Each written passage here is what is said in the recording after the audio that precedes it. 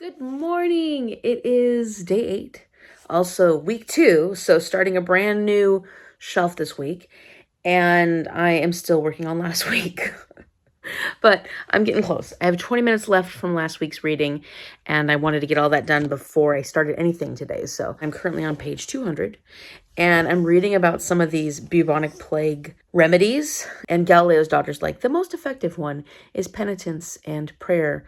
And I can imagine that being true when the options otherwise are, well, bloodletting is typical, but crystals of arsenic applied to the wrists and temples. Let's see, an unguent made by cooking. Here we go. Animal excrement together with mustard, crushed glass, turpentine, poison ivy, and an onion.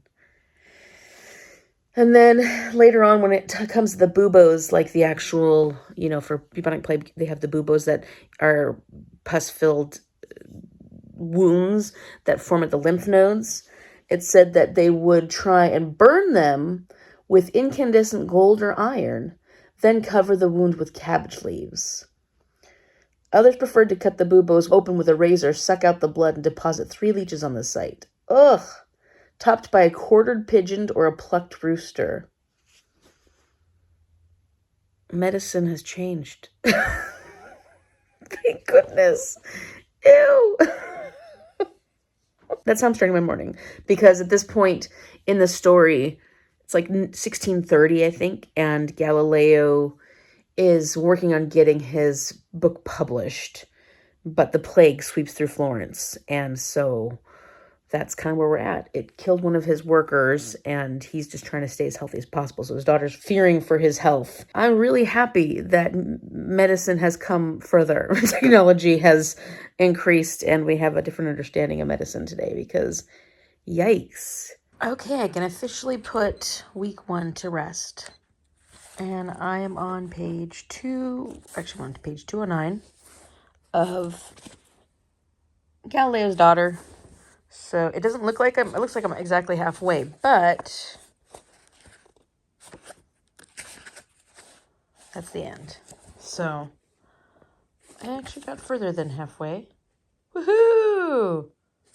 That's what I have left. So I will continue trying to read Galileo's Daughter at least a little bit here and there throughout the month and get this one done. I also still need to work on Jade Legacy. That has to get done before the 28th. And I'd like to finish You're Invited, which is my Game of Bookish Life book. It'll be a lot easier once I'm out of school. I mean, I have a lot of plans for things that I'm going to do during the summer.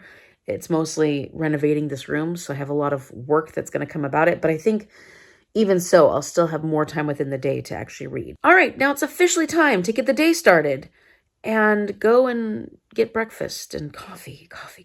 And I'll get a new bookmark for this book and take this wonderful bookmark and add it to my fantasy book that I'm going to be starting today.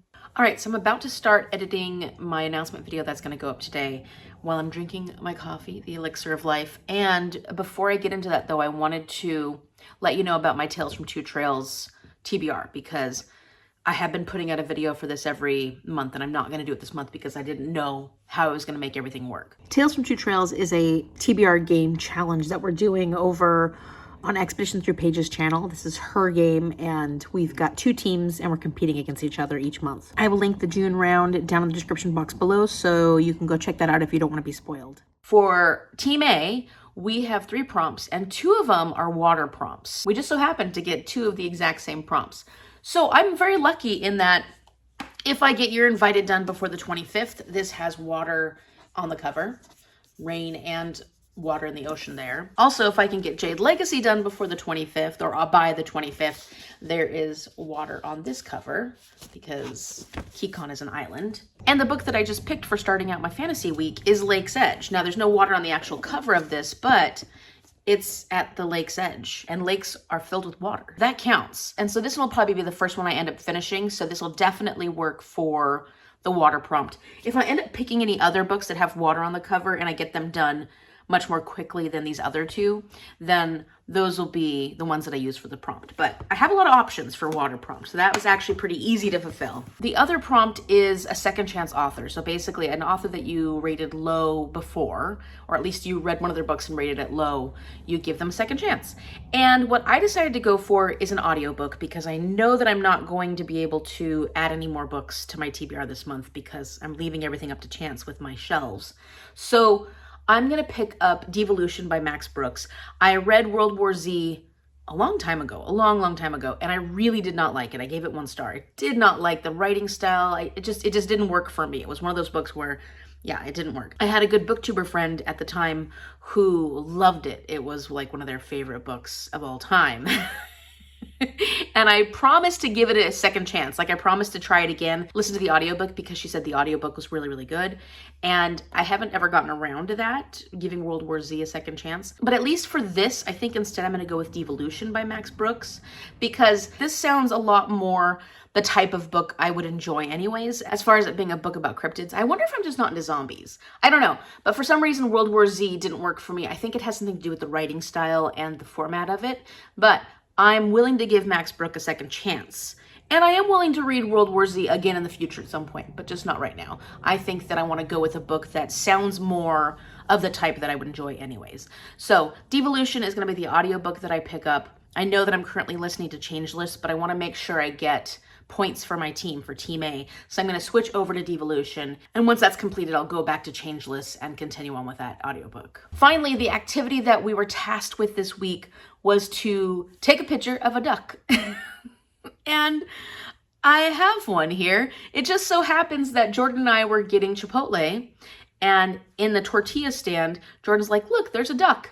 And I looked down and somebody had dropped a duck behind the tortilla station. I don't think the workers saw it. I mean, hopefully they see it when they clean up at the end of the day. But yeah, there was just a little duck laying there. And I can just imagine that a kid probably dropped it down there where they couldn't see it easily, because the kids at school right now, I've noticed, are obsessed with the little babies and the little ducks and hiding them around the places. I thought that that was appropriate for me especially, and the perfect picture for my duck photo that I had to get for this particular challenge. And so that part's done. All I have to do is read the 3 books, the 3 book challenges. So that's it for Tales from Two Trails, and I should be able to get all my points for my team. Let's hope. Because Team A is going to win. We're going to win this whole thing. We're going to win the game.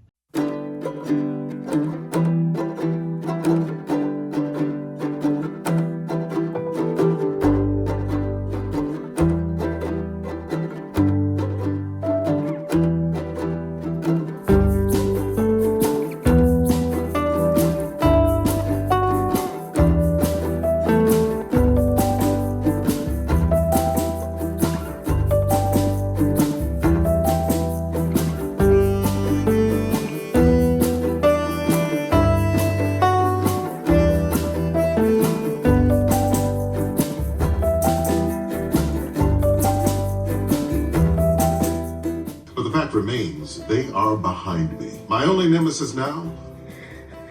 Father Time. Come on, sir, that's ridiculous.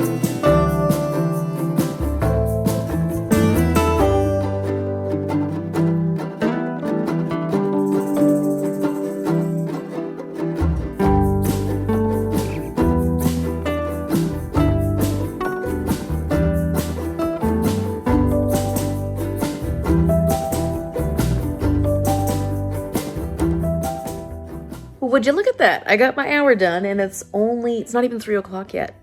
Pretty good. Pretty good. Is this the first time this has happened? I finished through page 39, and I'm making good progress so far. Feels pretty good. So this is a YA Gothic fantasy, and basically what it's about so far are these siblings. There is... I don't know what the name of the main girl is. Should I know her name? We're getting everything from her perspective, so she hasn't said her own name, I don't think. But her brother's name is Arian. They were basically taken in by this woman who they call Mother, but they were abandoned when they were children because their parents died. And she found them in the woods, she took them in, and she's been caring for them ever since. In a sense. Her brother has been showing these signs of something going on because he has these awful dreams where basically shadows are starting to come out of his body, but like actually come out of his body. And it only happens at night. It's only happening when he's dreaming. Mother thinks that it's wicked and she's trying to burn the shadow out of him in various ways. And so she's isolated him. She's actually tried to burn it out of his fingers and stuff like that. She's banished him from the house for an evening. She's doing whatever she can to make sure these shadows go away.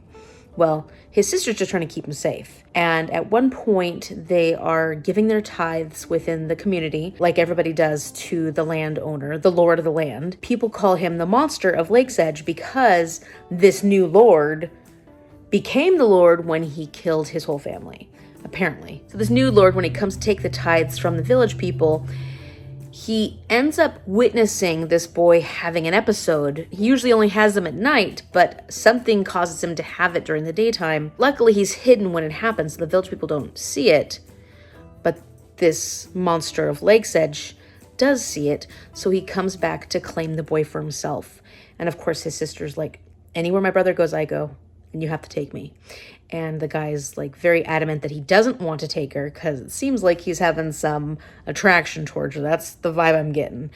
And yet she's like, nope, you gotta take me. You cannot take my brother. I won't let you go anywhere with him. So now we're at this point where they're traveling to Lakesedge. The monster has said he can help her brother, but she's not sure what help means because she just thinks of him as a monster, of this person who killed his family. So we're hopefully going to find out what these shadows mean and what they represent for this lord who seems to have the same affliction based on some of the stuff that happened early on. So like all this stuff's happening right at the beginning. I don't think any of it's spoilery. Just giving you an idea of where the story is supposed to go. So far, the writing is definitely giving me Gothic and atmospheric. I'm enjoying it so far. It has a darkness to it that I'm really liking and doesn't quite feel as YA as, like, at first I was like, is this actually YA? It just seems like it could go a lot darker than YA tends to. So hopefully this ends up being a win, and I think I'll be able to get to this one definitely a lot faster than the nonfiction book because I'm already 40 pages into it, whereas I think I was averaging about 26 pages an hour with the nonfiction book. So much different, and considering I just started this, my pace will probably pick up a little bit as I keep going.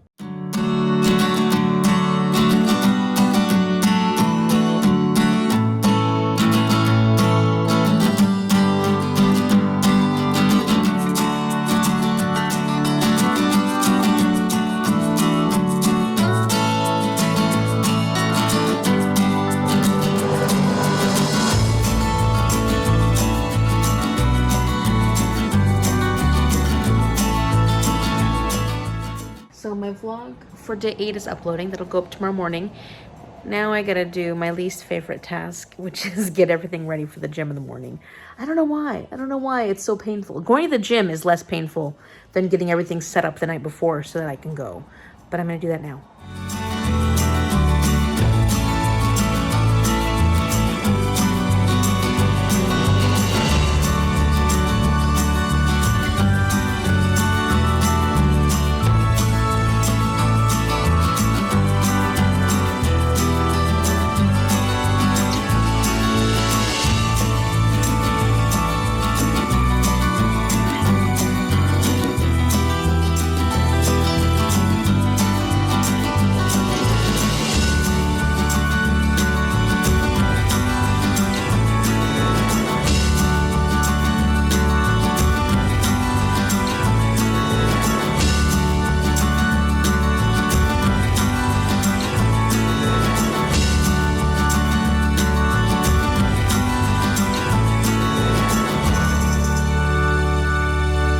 Finally need to get my coffee ready, but look at this gorgeous travel mug that mom got me the last time she went to, I think it was 2 elder events ago. I completely forgot to give you a final update yesterday and an outro or anything, so I'll let you know how far I got within Lakesedge tomorrow, day 10, so stay tuned for that.